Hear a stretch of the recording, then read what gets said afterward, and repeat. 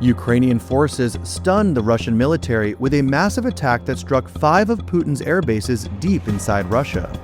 Drones were used to carry out the strikes on dozens of nuclear bombers and other aircraft, catching Russia by complete surprise. The resulting damage was jaw-dropping in scale. The cost of the destroyed aircraft, most of which Russia no longer even manufactures, is at least $7 billion, Kyiv said, with officials claiming they had destroyed more than 1/3 of Russia's strategic bombers in the strike. The Doomsday bombers are a critical part of Russia's nuclear deterrent, originally designed to obliterate the US and Europe with atomic weapons in the event of an all-out war. Ukraine said the aircraft had been converted and were being used to pummel their country with cruise missiles. The attack was so shocking and successful that even pro-Moscow military bloggers are calling the strike the Russian Pearl Harbor. So how did Ukraine pull off Operation Spiderweb? Here's what you need to know about the ambitious and complicated attack. The key to pulling the whole thing off sounds like something out of a Hollywood film. In an ingenious move, Kyiv's Secret Service stashed the attack drones inside the roofs of wooden sheds. The sheds were then loaded onto trucks and driven to the perimeter of the air bases. The roof panels were then lifted off by a remotely activated device, so the 117 drones used in the strike could fly out and make their devastating attacks. At the right moment, the roofs of the houses were remotely opened, and the drones flew to hit Russian bombers, a security source told AP. All of the Ukrainian operatives who took part were smuggled back out of Russia on the eve of the operation, the country said. The operation, of which the White House was reportedly not given prior warning, took more than a year and a half to prepare, Ukrainian President Volodymyr Zelensky said.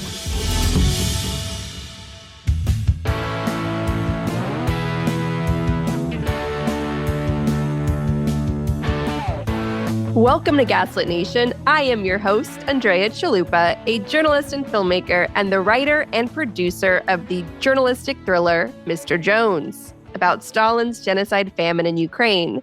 The film the Kremlin doesn't want you to see. They literally shut down a screening in Moscow and then liquidated the organization that dared to show it. So be sure to watch it. We've got a couple of great events coming up here at Gaslit Nation, including a live taping with Kira Havens of Citizens Impeachment, Monday, June 16 at 4 p.m. Eastern at our Gaslit Nation salon to talk to us about the people-powered movement to impeach convicted felon Donald Trump for openly breaking the law, defying the courts and the U.S. Constitution. Find out what Democrats in Congress think about their efforts and why impeachment matters in a time of state-sanctioned lawlessness, where it seems like nothing matters anymore. Again, that's June 16, 4 p.m. Eastern at the Gaslit Nation Salon, only on Patreon at patreon.com/gaslit. Then on Monday, June 30th at 4 p.m. Eastern, the Gaslit Nation Book of the Month for June is Lillian Faderman's The Gay Revolution, and we'll be discussing it. As always, our books club discussions happen the last Monday of the month, so June 30th at 4 p.m. Eastern. The Gay Revolution is a big book about small groups of people who over history have made this country safer for everyone in the ongoing genocidal war against LGBTQ plus people. So pick a chapter or two from the book that calls to you, or read the whole thing and join us for an inspiring discussion to resist the nightmare of normalization. Again, that's June 30th at 4 p.m. Eastern, only on Patreon. You can sign up, get a discounted annual membership, give the gift of membership at patreon.com/gaslit. Thank you to everyone who supports the show. We could not make Gaslit Nation without you. Final big announcement. We now have an organizing group for Arizona. So if you're a Gaslit Nation listener in Arizona looking to connect with other listeners in the state, we now have a Signal chat group for you, only on Patreon. Look for the link in the show notes. With us this week is a very dear old friend of mine, a South African by the name of Lionel De Lange, which means the long one, who has been on the front lines of the Cold War and now the front lines of Russia's bloodlust rematch of the Cold War with its ongoing genocidal invasion of Ukraine. Lionel is also a battle-hardened conservationist who has saved all sorts of animals from neglect from private zoos and also worked on an effort to turn Chernobyl into a national park. an effort that was put on hold due to Russia's total war invasion. Lionel has been dedicated to nature as a healing force in this world and has risked his life again and again doing so. We have a lot to talk about, including how America is being hijacked by drug-fueled authoritarian South African oligarchs. Elon Musk, it was just reported in the New York Times, went on a drug-fueled mass murder binge with his illegal cuts through Doge, putting at risk over 3 million people, with already 300,000 people likely killed by this deprived life-saving aid. This is an absolute nightmare scenario. A drug-fueled oligarch, the world's richest man, killing the most vulnerable people on this planet. This is the stuff of just like the worst dystopian science fiction, and it's happening now. Then you have Peter Thiel, whose Palantir entered our US government under Trump's first administration and is now expanding its powers as Trump wants Palantir to basically map all of us in creating essentially a AI-driven big brother. That was part of Elon Musk's operation in Doge, not only mass purging our federal government, but sucking up as much data as he could for his own AI ventures. And now Peter Thiel's Palantir is going to reap the rewards of that. Peter Thiel is also responsible for J.D. Vance, who likes to cosplay as a real American from the rural country, from the countryside. That's Hitler ran on that same sort of mythology of the real Germans, the real Americans. And so J.D. Vance is just a asshole in a suit, like any of these Silicon Valley mega billionaires, right? So he's very much a Peter Thiel creation. Then you have David Sachs, Trump's anti-Ukraine AI and crypto czar in the White House at a time when Trump and his family have been cashing in on crypto and meme coins, including Trump's $148 million meme coin dinner, where anyone can essentially bribe the president of the United States, which is literally how Russia and Putin's court of oligarchs operate. If you want to be an oligarch in Russia, you've got to pay off Putin and his inner circle. So how did these South African oligarchs hijack our democracy? And Lionel, can you please come with your friends from South Africa and take all of these men back home with you? Can you help us extract these South African oligarchs? We've been invaded through corruption, through bots, disinformation. We've been invaded by South African oligarchs aligned with Russia's oligarchs in their shared petty historical grievances. Russia mourns the end of its empire, the Soviet Union. These South African oligarchs mourn the end of apartheid, which, yes, it was disruptive, absolutely. And it was a difficult time, certainly. But we are where we are now. And so they're trying to settle scores here by destroying America, that the best of America fought against apartheid, fought against, the Russian Soviet hellscape. And now they want their revenge on us. So what is your sort of feeling and understanding? And can you please take these South Africans home with you? First of all, thanks for having me on. It's great to see you again and chat with you. But they're yours now. You can have them. We most certainly don't want them back. That's how bad they are. We don't want them back. They're bad news. Some of the stuff that he spouts and he talks about is absolute rubbish that I think they sit around and they make up while they're popping all the drugs that they're doing. So, no, we don't want them. We have enough problems of our own with our local government to add them to the mess. I touched on it a second ago, but where do you, as a South African who grew up with people like this, because they're not the exception, there's clearly some sort of culture that's come out of South Africa, some echo chamber that reinforces their worldviews. Where do you think culturally, historically, they're coming from? I was brought up differently. Musk, he came from a wealthy family, from a whole different way of life. We were brought up poor. We were just normal run-of-the-mill family that didn't get involved in anything like that. So the man is no good. He's got crazy ideas. And I think that all that wealth has gone to his head and he's become a legend in his own mind, as far as I'm concerned. Right. And he has to have everybody's babies. He has to impregnate the women of the world. Yeah, and it's only money doing that because it can't be his personality or anything else. So you don't see the South African cabal of oligarchs as any sort of reflection? Because in America, we have Like Stephen Miller, Trump, we have a long history with these guys, going back to slavery and the Confederacy. So for us to see a new wave of this ideology of hate come in, to be reactive against our progress, that's not surprising. Like we've had chapter after chapter of this white supremacy bloodlust driving America's history. You don't see these faces among you in South Africa even today. No, not at all, because they wouldn't last in South Africa, because it would go against everything that our new ANC government stands for. They wouldn't last here. The government would shut them down. They would be dealt with quite easily, no matter how much money they have. And the ones that are in the governments who speak for them, when they were in the office with Trump the other day, and they had Anton Rupert there, and they had a couple of golfers, those are just yes men that'll say anything to further their status and position in South Africa. They won't turn, or the likes of Musk won't be vocal and all that in South Africa. He doesn't have the guts to do it.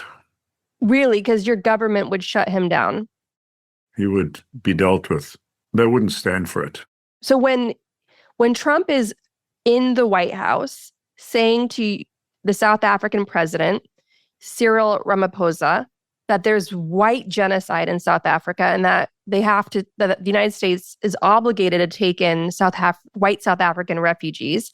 And he's holding up reports and photographs saying that, look at these dead white farmers in South Africa. Never mind that the report actually comes from Congo. And the South African president is sitting there going like, oh my God, like, sorry, I don't have a plane, a luxury jumbo jet to give you to make you stop harassing me to my face in the Oval Office. What were your thoughts on that Oval Office charade that Trump put on against South Africa? It was a joke. The information he's been fed is wrong. I don't know if you're aware of the stats of the murders that happen in South Africa on a daily basis. I think we're up to 75 or 76 murders a day. I mean, it's like being at war here. And that's not just white people. Yes, there are a lot of farmers that have been killed. But if you look at the number of whites that have been murdered as opposed to the number of black people that have been murdered, it's far less for the whites. So they are being fed incorrect information. It's wrong that the farmers are being attacked because the guys do want their land back. The government has come up with a couple of bills where they could literally walk onto your property and take it away. And it's something that worries me because we have the sanctuary here. I've got 150 hectares, which is dedicated purely to saving animals' lives for even until after I've gone, if the government doesn't come and take it away. The government does do some bad stuff, but the numbers, it's not genocide. It really isn't genocide because what are our numbers now? We're 58 million or 60 million people in South Africa. 1.5, 1.4 million are white. If they wanted to wipe us out, we'd all be gone in a heartbeat. We wouldn't be able to do anything. So there's no genocide. There's just major, major violent crime, lots of deaths and murder on a daily basis. We, in fact, all around us where we are, every single one of our neighbors have been hit or attacked, a couple of murders, nothing, but everyone's been robbed and attacked and their land has been invaded. Touch wood, we haven't, because the story in our area, if I can just put this in, the story in our area is that I let my lions out of their enclosures at 5 o'clock in the evening and I put them away at 7 o'clock in the morning. So even the local police chief for the area believes that story, and we think that's why we've had none of these attacks.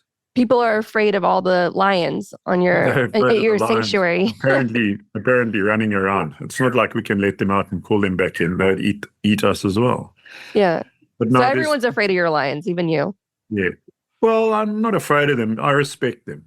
They know who we are and what we've done for them, and they wouldn't just eat us, but we do respect them. They're a wild animal, and that's the way it should stay. But just getting back to the genocidal thing, it's way out of order what they are saying. It's not true. If you had to really sit down and look at the official stats of how many murders are committed on a daily basis and break it down that into black and white, and you see way more black people have been killed and murdered and wiped out than white people. Right. And Trump is not welcoming black South Africans to the United States. It's the rich white South Africans. They're middle to lower class that have been able to get in as well. Right, as long as they're white. And how is all of Yeah. this being reported on in South Africa, especially that horrific Oval Office WWF wrestling performance that Trump put on? Like, how is all of this being reported on where you are?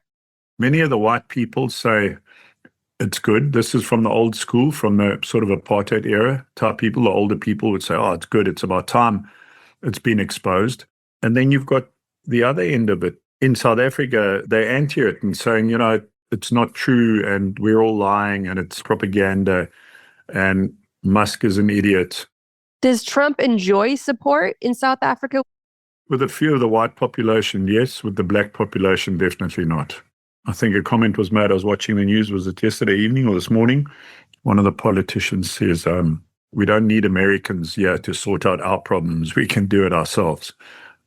That's what he said about Trump.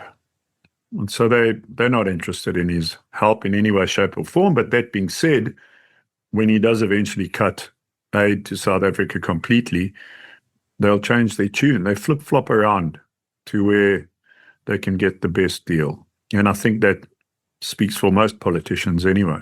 Right. So let's talk about the war in Ukraine, where you spend a lot of time. And there is just a historic military operation carried out by the Ukrainian SBU, overseen by President Zelensky, an operation called spiderweb that's going to be studied by military historians for generations to come. It's such a David versus Goliath story. It took over 18 months, where Ukraine used these extremely cheap drones, a whole arsenal of cheap drones that they were able to operate by truck throughout Russia, where the top of the truck opened up by remote control and these very cheap drones flew out and decimated over 30% of Russian warplanes, extremely expensive warplanes. And then one, I don't know the term of it, but one radar system that helps these planes identify their targets. And the targets we're talking about are civilians across Ukraine, including a children's hospital, a cancer hospital, schools, apartment buildings in the middle of the night when people are sleeping. This is what these planes, these Russian warplanes, are being used for, to slaughter civilians. And an arsenal of over 100 cheap Ukrainian-made drones took out over 30% of Ukraine's military air force. And it was such a sneak attack, brilliantly done, ironically launched with Ukraine's famous sense of humor on like Russian military aviation day for the whole world to celebrate. And they even had one of their insider operation hubs for the Ukrainians was next to an FSB office. So this was scary. And Zelensky announced, hey, Russia, Zelensky announcing this operation said to the world, our guys who are on the inside who carried this out are now back home. So if the Russians want to claim they've arrested anyone just to save face, they haven't. We brought all of our team home. What are your thoughts on all this? I think it's amazing what they did. And, you say they're cheap homemade drones. I think they range from about between $300 and $500 to make one of those drones and, adapt it to do what it did. And they took out, the numbers vary. I think we're up to 7 billion US is what they lost. 7 billion US was wiped out on the Russian side. Yeah, and the early warning plane, the radar plane, they only had 5 of those. They've already taken out a couple previously, and then they took another one out today. So that's great news because they really need that. It's 34% of their fleet of aircraft were taken out. It's going to be discussed and talked about for years. It's stuff that movies are made of. And it's amazing that they kept this quiet for a year and a half. And it's mind-boggling, but we're going to suffer for it. We're going to get hit really, really hard. It's coming. I don't know if you saw the numbers yesterday and the day before of the number of drone attacks and incoming missiles. We're going to feel it for the next few days. Yeah, and those drones, many of them are coming from Iran. And this is all happening ahead of peace talks that Trump's administration is pushing for in Istanbul. I think they're actually sitting down as we are speaking. I think they're meeting now. It was supposed to be this afternoon. But nothing is going to work for Putin because he wants Ukraine. Like, he's just dead set on Ukraine. And the PR spin of this coming out of Russia is they're blaming Zelensky for disrespecting Trump. So they're playing to Trump's ego to try to get under his skin, to really ensure that their guy delivers for them in weakening Ukraine, denying U.S. aid. But what Ukraine showed with this super clever operation is that if the U.S. is going to slow walk aid or deny aid, then Ukraine is going to have to act in its own best interest, independent of the U.S. So Ukraine is basically cutting off the leash and saying, we're unleashed now. We're going to do what it takes in order to protect ourselves. And that's exactly what they're doing. And it happened to South Africa in apartheid era, and it wasn't good. Apartheid was bad, and, bad things happened. But we were also sanctioned to the hilt in South Africa, and we didn't care. We just went ahead and we developed our own arms and ammunitions and for want of a better term, got the job done. And it would have carried on like that if we weren't forced by the United States to stop. And thank God it did stop, because it was also a crazy war. But it's exactly what's happening to Ukraine now. Their back's against the wall, and if aid doesn't come, they will make a plan. In Afrikaans, we say 'n boer maak 'n plan. So that would sort of translate to, we'll always make a plan. And that's what the Ukrainians will do. They're too proud. They've got nowhere to go, and they will fight for their land. I've met so many people now in Ukraine. I mean, I've been there for 11 years. But they're a completely different nation as to what they were when I first got there. What are some of those differences? Before the war started, no one trusted each other. Everybody was having a go at each other. Ukrainians are nice people, but they weren't very tolerant of each other, and they didn't really respect each other, especially on the roads or in the supermarkets or something like that. They'd also, shove their way in and push their way around and treat each other badly. Now, everyone has become more tolerant of each other. They're more polite. You walk down the street, everyone greets you, hello, how are you? They become a different people, and they're ready to help at the drop of a hat. No matter what you're doing, what you need, you can turn around and ask for help now. And they're all there. They'll queue up to be at your side, which is amazing. And they're tough, and they won't give up. A lot of people scream and shout about the draft dodgers and everybody sitting in Lvov, and they don't care about the war down there. That comes from a couple of people down in the south and the east. There's this own little internal friction. But if you go and look at what's it called, the Field of Mars, the cemetery up in Lviv, I think they're burying 10 to 15 of their own soldiers from that area every week, So also down in the south and the east, the information that's being spread around and the propaganda that's all over the place. I mean, you've got to be careful what you read and listen to in Ukraine nowadays. Right, because there's disinformation trying to divide and conquer. Everywhere. So there's a bit of internal stuff going on there, but they still, they're a tough people, and they'll stand up and they'll fight. They have to. They've got nowhere else to go to. Tell us about your conservation work in Ukraine. You and I linked up because you had raised the alarm through your conservation work that there was this abandoned oligarch zoo. I wish it was a zoo full of oligarchs like Elon Musk and David Sachs, but it would be held behind bars. But maybe one day. But this was a private zoo that used to be owned by an oligarch in Ukraine in the Kherson region. And these animals were left to starve. And you and a group of local Ukrainian volunteers took it over. You crowdfunded donations. I donated. I amplified your campaign. Yeah. I did everything I could. We helped get it in the press around the world. And we successfully raised the money needed to transform this, into a community center. It was a community center for families to come and meet these animals, and these animals to be well taken care of. What happened to that now? Oh, it's a bit of a sad story. Well, it could have been a lot sadder, but so that is on the island in it's called Gidra Park, which is water park in Kherson. Even to go there as we speak to the residential part of it is a no-no. The army won't let us in as volunteers. There are people living there who actually come out and meet me, and I give them aid and they go back in, but under serious threat, serious danger of drone attacks, artillery and mortars. But on the eastern edge of that island is a smaller island where the zoo was. If you remember, there were 5 bears living in about 35 square meters of steel and concrete, and a pack of wolves living in 18 square meters. And then with your help and the crowdfunding that we did, we were able to enlarge all the enclosures because the city council wouldn't let us move any of the animals because it's all about money. And in fact, many of those city council members are collaborators and have now jumped to the other side, believe it or not.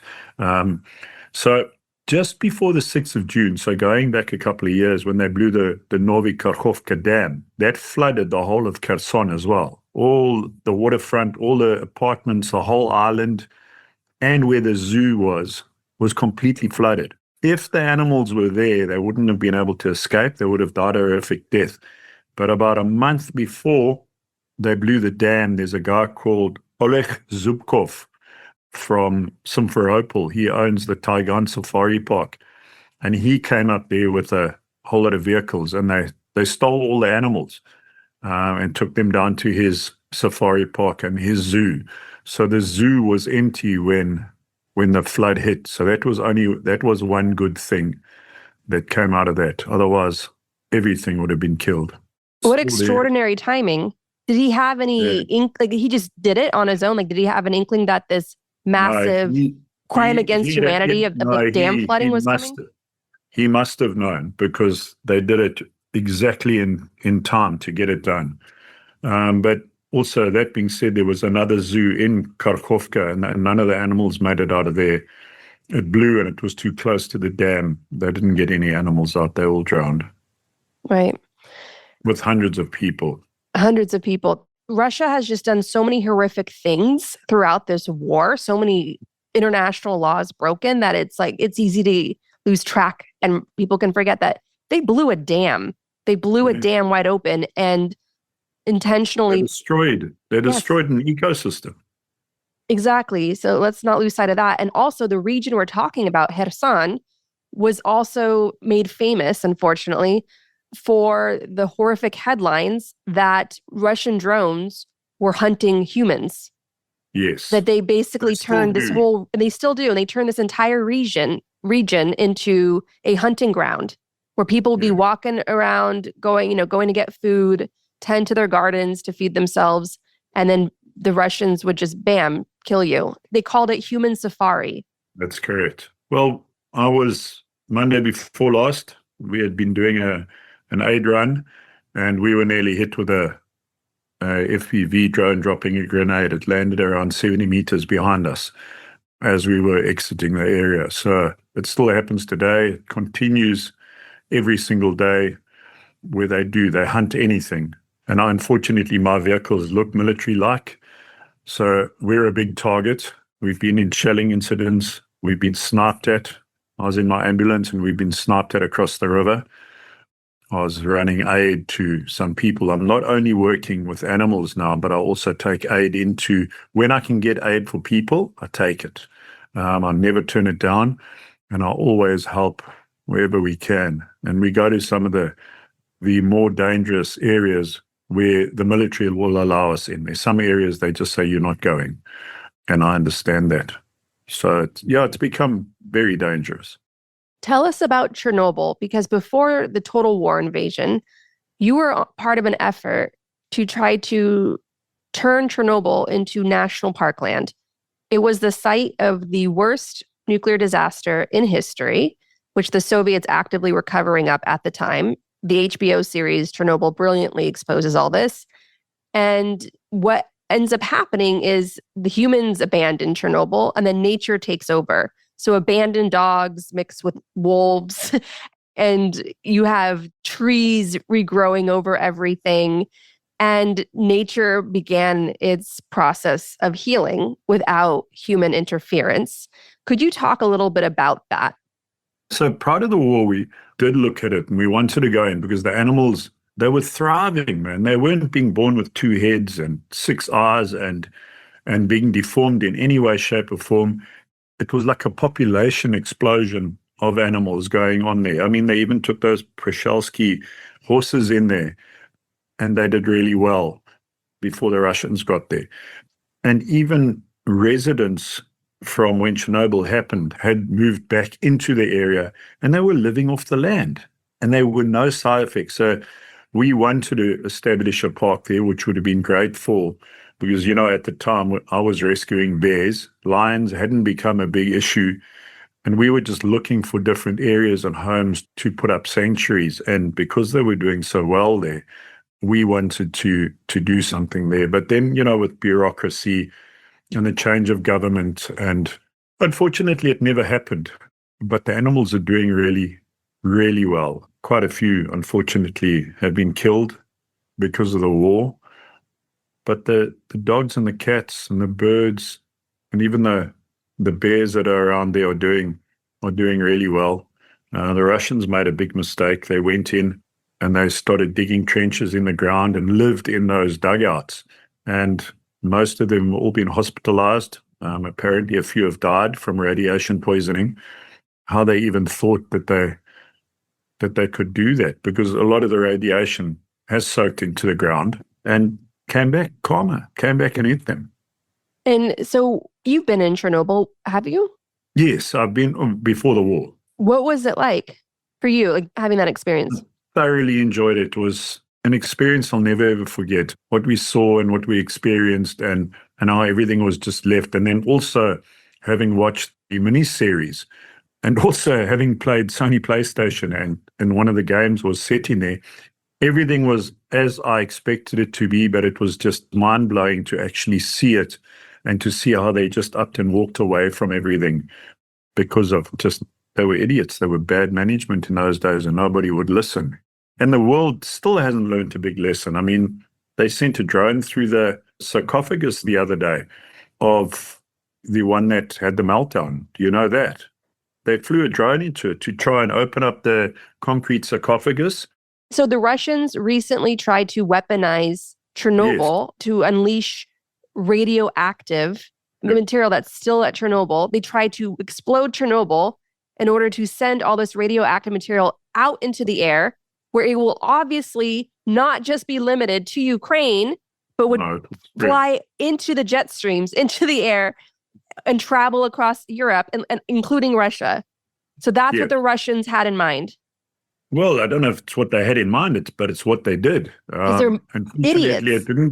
It didn't penetrate, and the Ukrainian workers were able to go and start fixing it up immediately. Wow. And I just want to emphasize for the world that when we say on this show, and when Ukraine experts remind the world, Ukraine's not just fighting for Ukraine, they're fighting for all of us.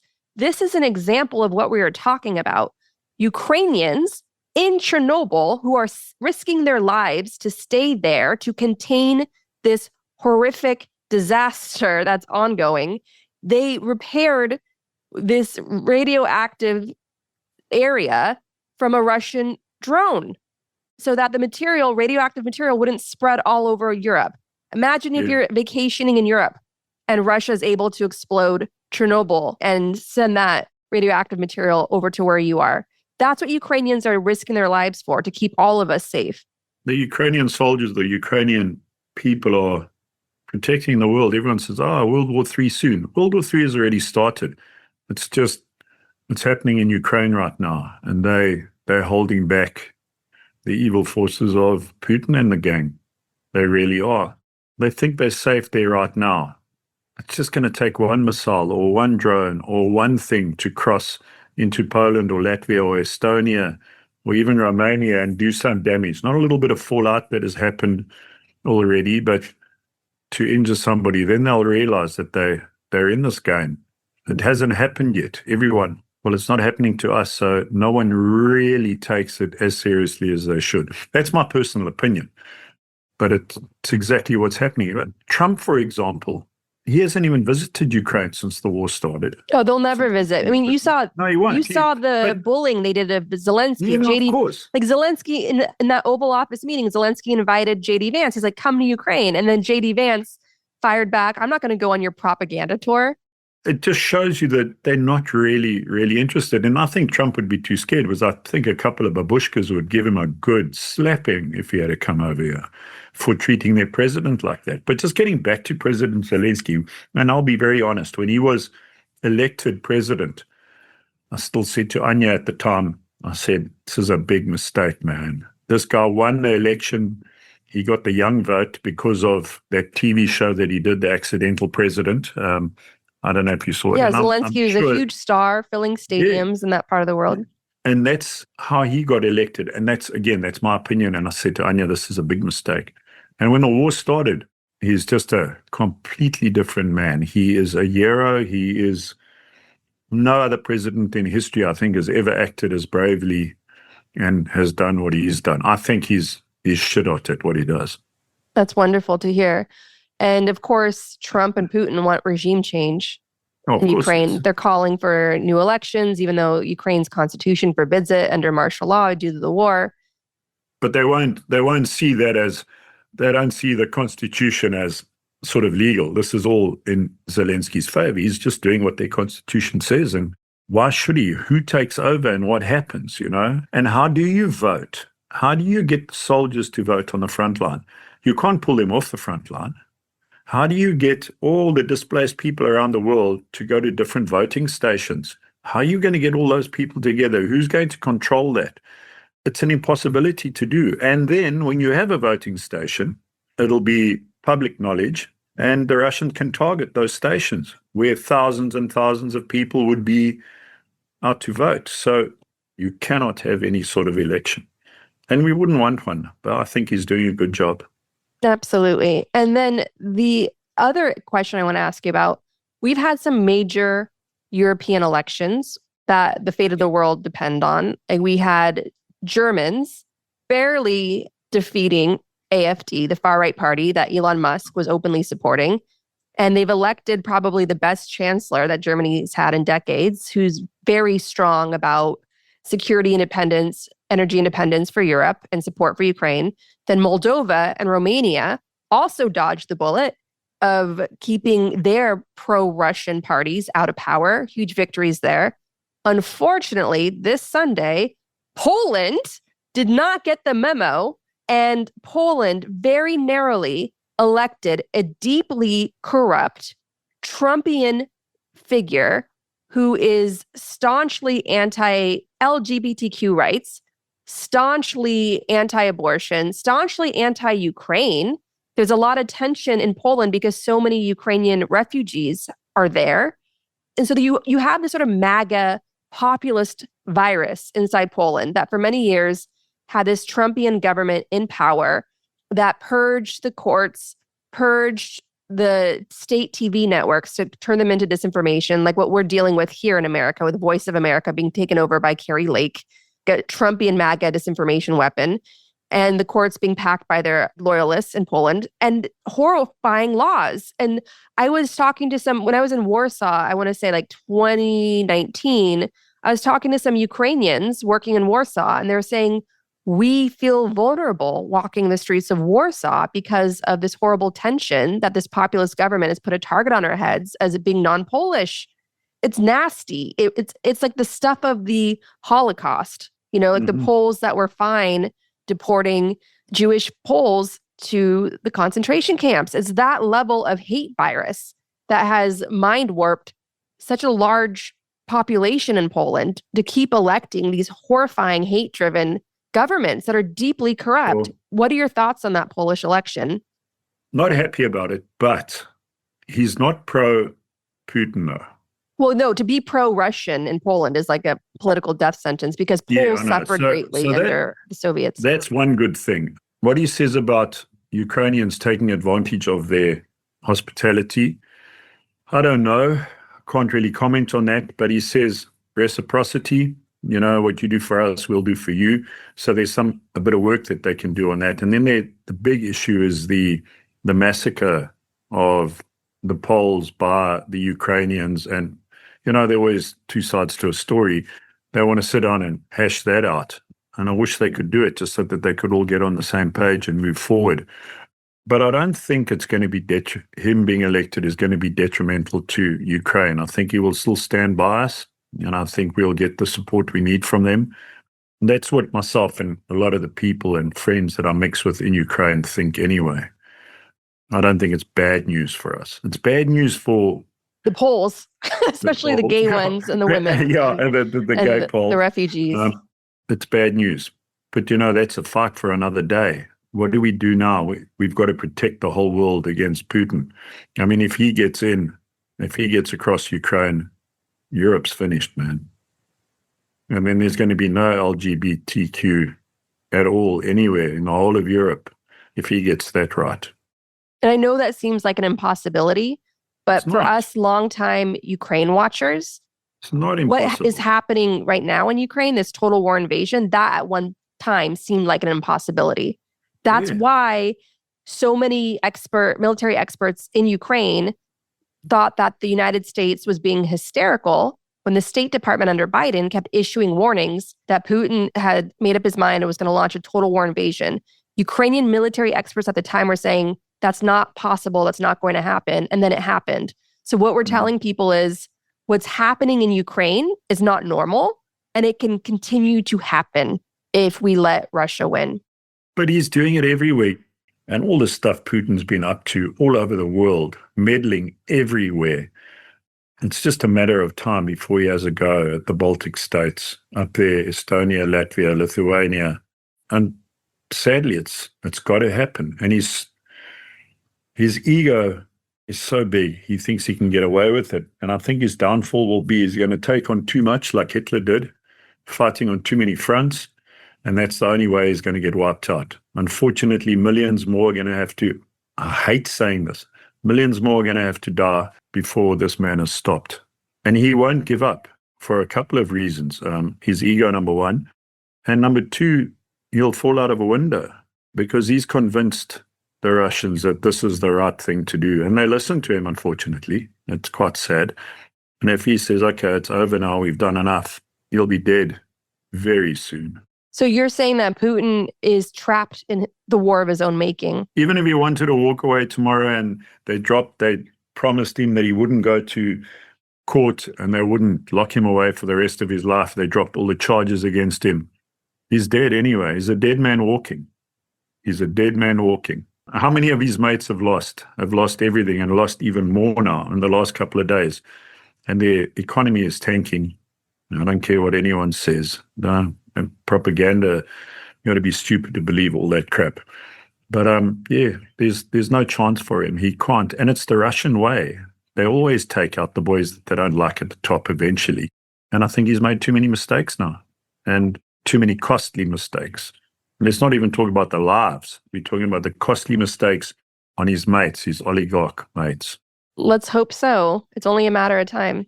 But who takes over? Medvedev? With his bottle of vodka a day, or 2 bottles of vodka a day, he's no good either. The next one's going to be just as crazy. So we'll see.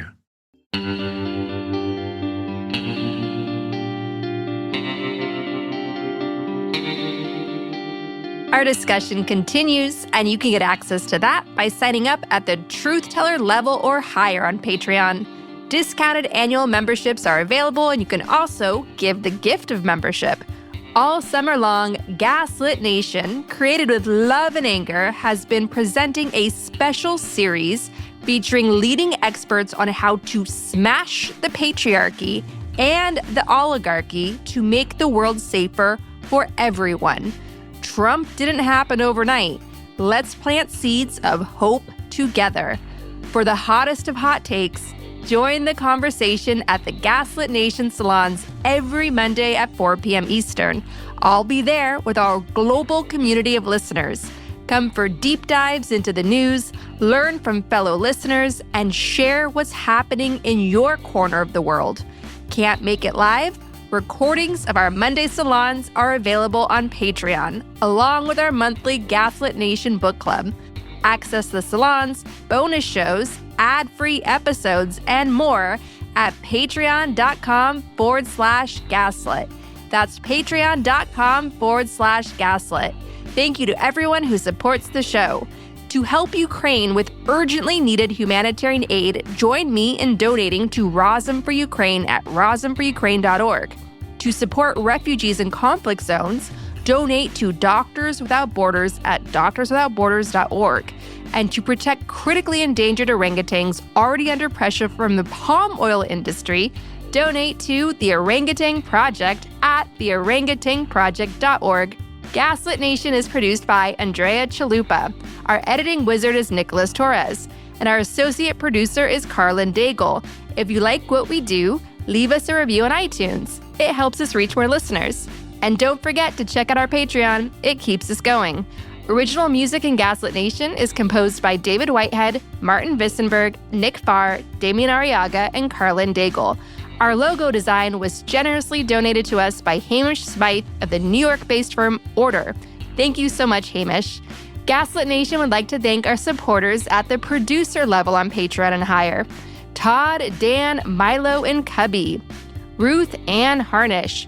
Abby Zavos. Lily Wachowski. Ice Bear is Defiant. Sherry Escobar. Sydney Davies. Work for Better. Prep for Trouble. That's right. John Schoenthaler. Ellen McGirt. Larry Gasson.